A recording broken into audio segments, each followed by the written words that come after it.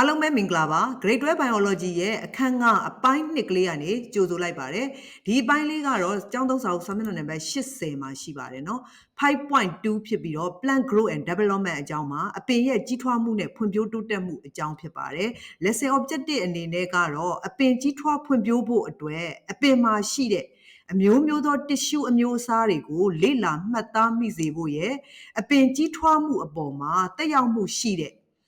internal နဲ့ external factor တွေအကြောင်းရင်းတွေကိုသိရှိသွားစေဖို့ရည်ရွယ်ပါတယ်။နောက်တစ်ချက်ကတော့အစေလေးကနေအရွယ်ရောက်တဲ့အပင်တစ်ပင်အဖြစ်ဖွံ့ဖြိုးတိုးတက်လာမှုကိုတဆင့်ချင်းပြောင်းလဲမှုလေးတွေကိုနားလည်သဘောပေါက်လာစေဖို့အတွက်ဒီပိုင်းလေးကရည်ရွယ်တာဖြစ်ပါတယ်။ဒီပိုင်းလေးကိုမစခင်မှာအပင်ရဲ့ growth နဲ့ development အဆင့်တွေအကြောင်းကိုဘလောက်ငကိုကတည်ပြီးပြီလဲပေါ့နော်အဲ့ဒါတွေကဘာတွေဖြစ်မလဲဆိုတာနည်းနည်းလောက်စဉ်းစားကြည့်ဖို့တိုက်တွန်းချင်ပါတယ်အပင်ရဲ့ tissue လေးတွေ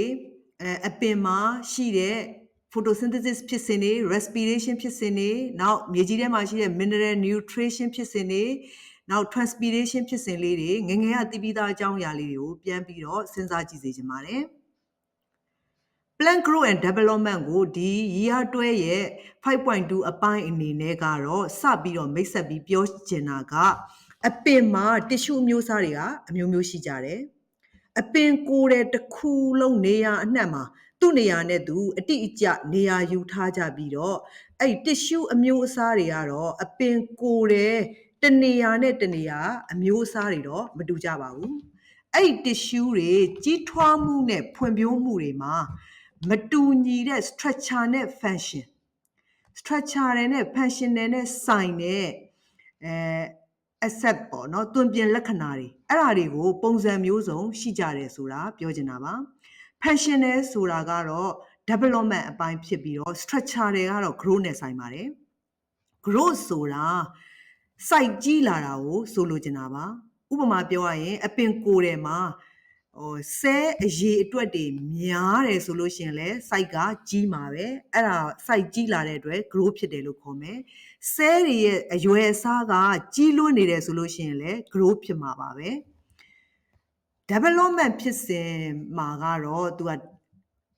ဇိုင်ဂုတ်ကနေစပါမယ်ဇိုင်ဂုတ်ဆိုတာကသရေအောင်ဥကိုပြောချင်တာပါဥစပိုးလို့လည်းသုံးတယ် fertilize X လို့လည်းသုံးတယ်သရေအောင်ဥလို့ခေါ်တဲ့deploy ပေါ့နော် dream ဂုံဆဲအထဲမှာဥပမာလူဆိုလို့ရှိရင် chromosome 23စုံ46ခုဆို46ခုလုံးပါတဲ့ဆဲကွဲပွားမှုမို့လို့ deploy dream ဂုံဆဲတစ်ခုလို့ပြောချင်တာပါအဲ့ဒါ mitotic cell division ကိုဆိုလိုချင်တာမလို့ပါအဲ့ deploy တစ်ခုထဲမှာအစီအစဉ်တကြားနဲ့ပုံဖော်ခြင်းအဖြစ်တွေ့ရမှာပါတက်ရှိအားလုံးရဲ့အစကတော့ဇိုင်ဂုတ်ကနေစတာပါဒီနေရာမှာဒါဆိုရင်ဆဲကွဲပွားခြင်းနဲ့ပတ်သက်ပြီးတော့ mitotic division နဲ့ meiosis division အကြောင်းကိုပြန်ပြီးတော့လေ့လာမှတ်သားထားသင့်ပါတယ်ဒီညာဘက်ချမ်းကပုံလေးက meiosis cell division ဒါပဲ circuit ဖြစ်တဲ့ meiosis 1 meiosis 2ဖြစ်စဉ်လေး daughter cell လေးလုံးရတဲ့ဖြစ်စဉ်လေးကိုပြထားတဲ့ပုံမှာအောက်ကပုံလေးကတော့ mitotic cell division ရဲ့အဆင့်၄ဆင့်ပုံလေးဖြစ်ပါတယ်အဲ့ဒါလေးတွေကအငယ်တန်းတော့ပါပြီးသားဖြစ်တဲ့အတွက်အဲ့ဒါလေးကိုတစ်ခေါက်ပြန်ဖတ်ပြီးတော့ကြတော့တစ်ခေါက်ပြန်မှတ်တင်ပါတယ်အဓိကမှတ်ရမှာကတော့တက်ရှိကိုယ်ရဲ့ sex cell လို့ခေါ်တဲ့လိင်ဆဲ gonad လို့လည်းသုံးတယ်လိင်ဆဲမှာဖြစ်တဲ့ဖိုလိန်ဆဲတွေမလိန်ဆဲတွေပေါ့နော် reproductive cell တွေမှာဖြစ်ပွားတဲ့ဆဲကွဲပွားမှုကို meiosis ဆဲကွဲပွားခြင်းလို့ခေါ်ပါတယ်ကျန်တဲ့ခန္ဓာကိုယ်တစ်ခုလုံးလိင်ဆဲကလွဲလို့ကျန်တဲ့တက်ရှိကိုယ်တစ်ခုလုံးမှာရှိတဲ့ဆဲအားလုံးမှာဖြစ်တဲ့ကွဲပွားမှု somatic cell တွေမှာဖြစ်တဲ့ကွဲပွားမှုကိုတော့ mitotic cell division mitosis လို့ခေါ်ပါတယ် meiosis ဆဲကွဲပွားခြင်းမှာက chromosome အရေအတွက်ကိုတဝက်လျှော့ချပြီးတော့ကွဲပွားတာဖြစ်လို့ reduction division ဖြစ်တာမို့လို့ haploid လို့သုံးပါတယ် mitosis cell division မှာကြတော့chromosome 23စုံဆို23စုံ46ခုလုံးအပြည့်အဝလူမှာဆိုရင်ပေါ့နော်အဲ့လိုပါတာဖြစ်တဲ့အတွက် diploid လို့ခေါ်တာပါဒီထဲက diploid အသုံးအနှုန်းလေးကိုမှတ်စေချင်လို့ပြောတာပါအဲ့တော့တက်ရှိတွေအားလုံးရဲ့အစကဇိုင်ဂုတ်ပေါ့ဇိုင်ဂုတ်ဆိုတဲ့သရေအောင်လေးကစတာပါပဲဖို ဖိုလိန်ဆဲမလိန်ဆဲဖိုလိန်ဆဲနဲ့မလိန်ဆဲနဲ့တွေ့ဆုံပေါင်းဆက်ခွင့်ကြုံပြီးတော့တရေအောင်သွားတယ်ဆိုလို့ရှိရင်ဇိုင်ကုတ်ရမှာပါပဲတရဝါမှာတော့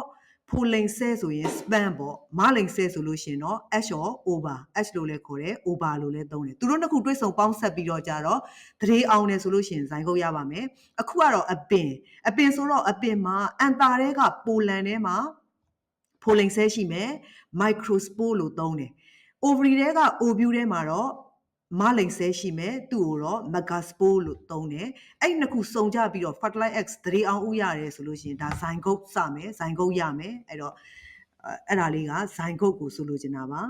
အဲ့ဒီတရေအောင်ဥလေးကစတင်ပြီးတော့ကြတော့ mitotic division ကိုပုံစံအမျိုးမျိုးနဲ့ဖြစ်ပေါ်လာပါမယ်အဲ့လိုမျိုး mitotic division နဲ့ကွဲပွားပြီးတဲ့နောက်မှာထုတ်ပေးလိုက်တဲ့ cell တွေဟာလိုအပ်တဲ့ tissue တွေဖြစ်လာဖို့ကွဲပွားကြတယ်အဲ့ဒီကနေမှာသူက cell ကနေ tissue ပေါ့ tissue ကနေ organ ကနေ organ system ဆိုပြီးတော့ဆက်လက်ကွဲပွားတိဆောက်သွားကြမှာပါကဲအဲ့တော့အခုပြောနေရင်လည်းစကားမဆက်ဒီဗီဒီယိုလေးကိုကြည့်နေရင်လည်းအကျိုးရှိတယ်လို့ခံစားရရင် like share subscribe လေးလုပ်ပေးဖို့တောင်းဆိုချင်ပါတယ်เนาะ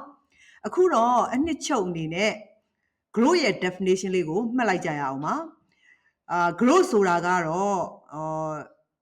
a reversible increase in size ပေါ့စုပ်ယုပ်ခြင်းမရှိပဲတိုးမြဲတိုးဆဲတိုးလျက်ဖြစ်နေတဲ့အနေအထားကို growth လို့သုံးတာပါဥပမာအနေနဲ့ကတော့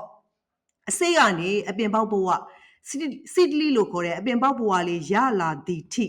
အဆင့်ဆင့်ပြောင်းလဲမှုကနေပြီးတော့အရွယ်ရောက်တဲ့အပင်တစ်ပင်အထိပြောင်းလဲလာမှုတွေကို growth လို့သုံးတာပါသူကတော့ဒါနောက်ပြန်ဆုပ်လို့မရနိုင်တော့တဲ့တိုးတက်လာမှုကြီးကို growth လို့ခေါ်ပါတယ်အဲ့ဒါက growth ရဲ့အပိုင်းလေးပါအဲ့တော့အဲ့ဒီတိုးတက်လာမှုတွေဟာဒီဘက်မှာ growth နဲ့ပတ်သက်ပြီးတော့အချက်ကလေးကတော့ဘာပြောထားသေးလဲဆိုတော့ကြတော့ metabolic activity လို့ပါသေးတယ်เนาะ metabolic activity တွေအားလုံးရဲ့ရလက်က grow ပဲပေါ့အပင်ဆိုတာကတော့သူက photosynthesis လုပ်တာဖြစ်တယ် photosynthesis ဖြစ်စဉ်ကနေပြီးတော့အပင်ကအာဟာရပြုတယ်အပင်ရဲ့အာဟာရပြုခြင်းက photosynthesis နေအောင်ခြည်စွမ်းအင်ကိုသုံးပြီးတော့ရလာမယ်အဲ့ဒီကနေရလာတဲ့အာဟာရကနေရရှိတဲ့စွမ်းအင်တွေကိုသုံးပြီးတော့ကြတော့ metabolic activity တွေအဲ့ဒီကနေ metabolic activity တွေကနေဖြစ်ပေါ်လာတာပါခု growth နဲ့ပတ်သက်တာခဏရက်လိုက်ပြီးတော့ development definition လေးကိုဆက်ပြီးတော့မှတ်ချင်ပါတယ်ဂျားထဲမှာ phase of growth နဲ့ condition for growth ဆိုတဲ့အကြောင်းလေးကိုနောက်ဗီဒီယိုမှာအသေးစိတ်ပြောပြပေးပါမယ်เนาะdevelopment ဆိုတာလေးဆက်မှတ်လိုက်ရအောင်ပါ development ဆိုတာကတော့သက်ရှိတစ်မျိုးရဲ့ဘဝစဝဲမှာပြောင်းလဲမှုတွေရဲ့အစီအစဉ်တွေပါဝင်နေပြီးတော့အဲ့ဒါတွေကိုဖွံ့ဖြိုးတိုးတက်မှုလို့ခေါ်ပါတယ် development ဖြစ်နေစဉ်အတော်အတွင်းမှာအတွင်းပိုင်းအင်္ဂါတွေဒါမှမဟုတ်လို့ရှိရင် cell တွေရဲ့ဖွဲ့စည်းပုံနဲ့လှုပ်ဆောင်မှုတွေဟာပြောင်းလဲမှုတွေဖြစ်ကြပါတယ်သက်ရှိတစ်ခုရဲ့ဖွံ့ဖြိုးမှုအဆင့်တစ်ခုကနေတခြားအဆင့်တစ်ခုကိုကူးပြောင်းတိုးတက်ခြင်းမျိုးအဲ့ဒါမျိုးကို development လို့ခေါ်ပါတယ်ကဲအခုဒီပိုင်းလေးမှာတော့ growth နဲ့ development အကြောင်းလေးတွေကိုပဲမှတ်သားလိုက်တာဖြစ်ပြီးတော့ဒီပိုင်းလေးနဲ့ပတ်သက်ပြီးတော့ YouTube မှာပို့ပြီးတော့ကိုကဗီဒီယိုလေးတွေထပ်ပြီးတော့ရှားပြီးတော့ကြည့်စေချင်ပါတယ်မှတ်သားစေချင်ပါတယ်အဲ့လိုလေးမှတ်သားပြီးလို့ရှိရင်ဒီ practice question လေးကိုတော့လေ့ကျင့်ထားပါအောင်เนาะကဲအဆုံးထိကြည့်ပေးတဲ့အတွက်ကျေးဇူးအများကြီးတင်ပါတယ်နောက်ဗီဒီယိုတွေမှာပြန်ဆောင်ကြမယ်เนาะ